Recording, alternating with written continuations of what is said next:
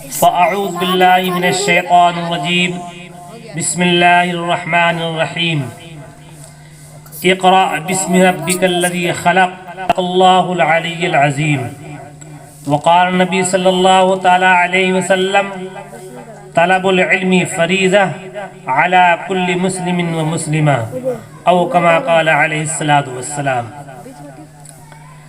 Stage پر بیٹھے ہوئے حضرات علماء کرام اور امارت شرعیہ فلوار شریف پٹنہ کے نائب ناظم مولانا مفتی سہراب صاحب ندوی و قاسمی اور سامنے بیٹھے ہوئے حضرات سامعین کرام، اللہ تبارک تعالیٰ کا بے حد شکر احسان ہوا کہ اللہ تبارک تعالیٰ نے ہم سبوں کو اس مبارک دینی مجلس میں بیٹھنے کی توفیق عطا فرمائی۔ بزرگو دوستو، میں آپ کے سامنے جمعیت علماء ضلع ارریہ کا ایک خادم ہونے کی حیثیت سے آیا ہوں اور دو تین بات کہہ کر میں اپنی جگہ لے لوں گا۔ پہلی بات یہ ہے کہ آپ جس ملک کے اندر رہتے ہیں یہ ملک ہندوستان ہے۔ اس ہندوستان کی لمبی تاریخ ہے، کم و بیش 800 برس تک مسلمانوں کی حکومت تھی۔ پھر اس کے بعد انگریز قابض ہوا اور انگریز بھی تقریباً 250 برس تک اس ملک میں حکومت کیا، لیکن حکومت چھینا تھا مسلمانوں سے، اسی لیے سب سے زیادہ فکر مسلمانوں ہی کو تھا کہ کیسے انگریز کو اس ملک سے بھگایا جائے۔ چنانچہ سن 1803 عیسوی سے لے کر 1947 عیسوی تک مسلمانوں نے اور علماء کرام نے انگریز کو بھگانے کے لیے مختلف مقامات پر لڑائی لڑی۔ کبھی چھوٹی لڑائی لڑی گئی اور کبھی بڑی لڑائی لڑی گئی۔ سن 1857 عیسوی کے اندر شاملی کے میدان کے اندر ایک بہت بڑی لڑائی لڑی گئی جس میں بڑے بڑے علماء کرام شریک ہوئے، لیکن انگریز کی فوج طاقتور تھی۔ اس لڑائی کے اندر بھی مسلمانوں کی شکست ہو گئی۔ پھر اس کے بعد انگریز نے اعلان کیا کہ جہاں جہاں پر ٹوپی داری والوں کو دیکھو ان کو گولی مار کر قتل کر ڈالو۔ 1857 عیسوی کے بعد لاکھوں مسلمان شہید کر دیے گئے اور ہزاروں علماء کرام پھانسی کے پھندے پر لٹکا دیے گئے۔ دہلی کے گلیوں کے اندر مسلمانوں کے چھوٹے چھوٹے بچے گھومتے پھرتے تھے، وہ یتیم ہو گئے تھے۔ اب انگریز کی فوج، انگریز کا افسر ان کی ماؤں کے پاس جاتا تھا اور ان کی ماؤں سے کہتا تھا کہ ان بچوں کو میرے حوالے کر دو تاکہ میں ان کی پرورش کروں گا اور انہیں تعلیم دلاؤں گا، مفت کھانا بھی دوں گا۔ ہمارے بہت سارے یتیم بچے انگریز کے حوالے ہو بھی گئے تھے، لیکن اس وقت ہمارے کچھ علماء کرام بچے کچے تھے۔ انہی میں سے نام آتا ہے مولانا قاسم نانوتوی رحمت اللہ علیہ کا، جب انہوں نے دیکھا کہ ہماری قوم کے بچے انگریز کی تربیت میں پرورش میں جا رہے ہیں تو انہیں ایک فکر لاحق ہوئی.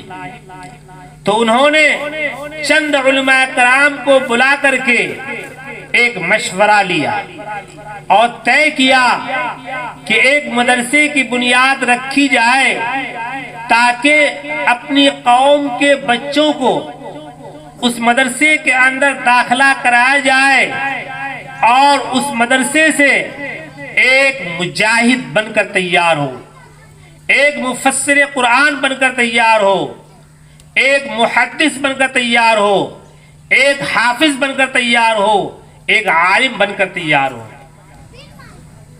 تو الحمدللہ سن 1866 عیسوی کے اندر دارالعلوم دیوبند کا قیام ہوا اور دارالعلوم دیوبند کے قیام کے بعد ہزاروں مدرسے وجود کے اندر آئے.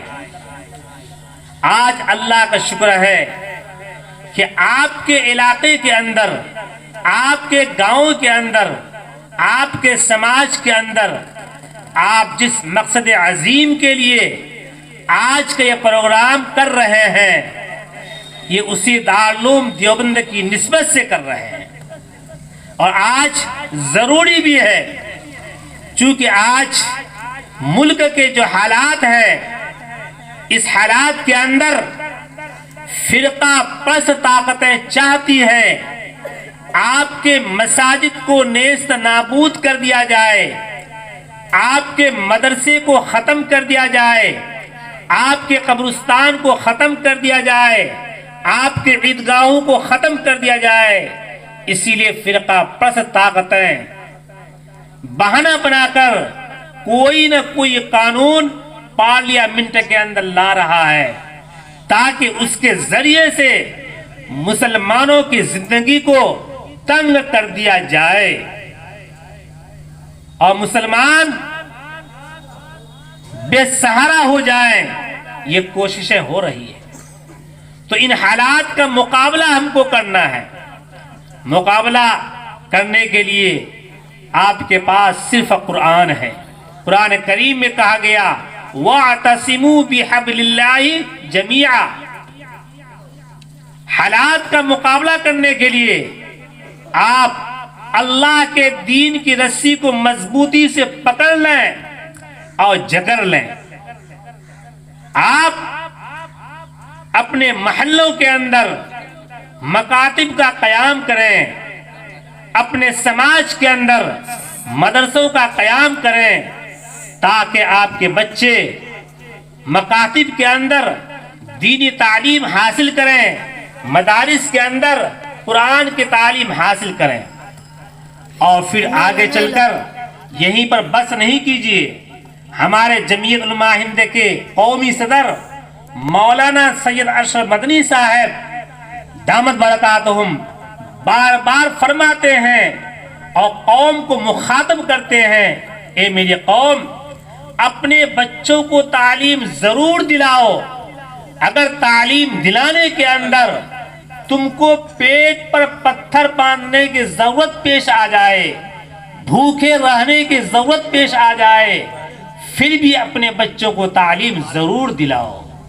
اسی لیے بزرگ دوستو ہم لوگ بھوکا رہ کر پیٹ پر پتھر باندھ کر کے اپنے بچوں کی تعلیم دلائیں گے، قرآن کی بھی تعلیم دلائیں گے.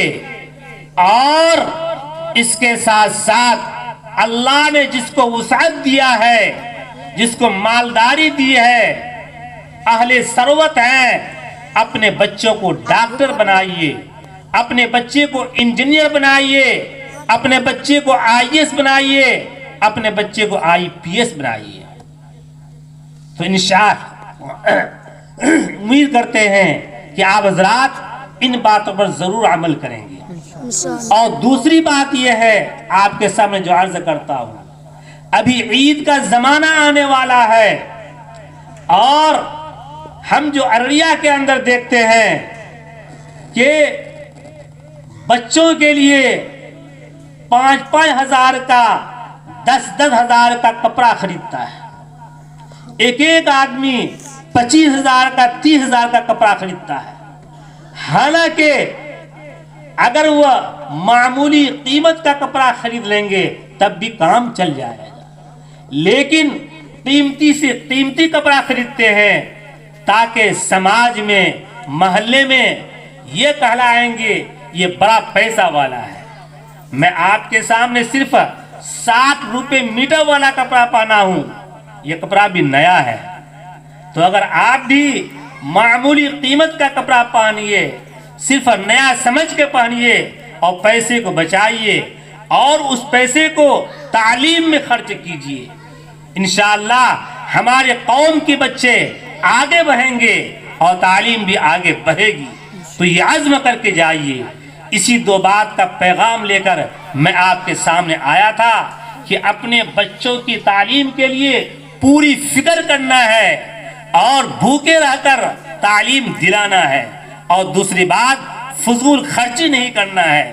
جو حضرات تشریف لائے ہیں عید کے موقع پر فضول خرچی نہیں کیجیے گا، معمولی قیمت کا کپڑا خرید کر کے عید منا لیجئے گا، لیکن زیادہ قیمت کا کپڑا نہیں خریدنا ہے۔ آپ بڑے بڑے مرواڑی جو ہوتے ہیں، کپڑے والے جو ہوتے ہیں، ان کا پیٹ بھرتے ہیں، وہ لوگ عید کے بعد جو ہے ہفتوں تک پیسہ گنتا ہے اور پیسہ گننے کے لیے مشین لاتا ہے، وہ آپ ہی کے پیسے ہوتے ہیں اور پھر اس پیسے کو وہ آپ ہی کے خلاف بھیجتا ہے، RSS کو بھیجتا ہے۔ اسی لیے بزرگ دوستو آپ اس سے بچیے، کم قیمت کا کپڑا لے کر کے عید کیجیے گا انشاءاللہ۔ انہی چند باتوں کے ساتھ میں اپنی بات مکمل کرتا ہوں۔ وآخر دعوانا ان الحمدللہ رب العالمین۔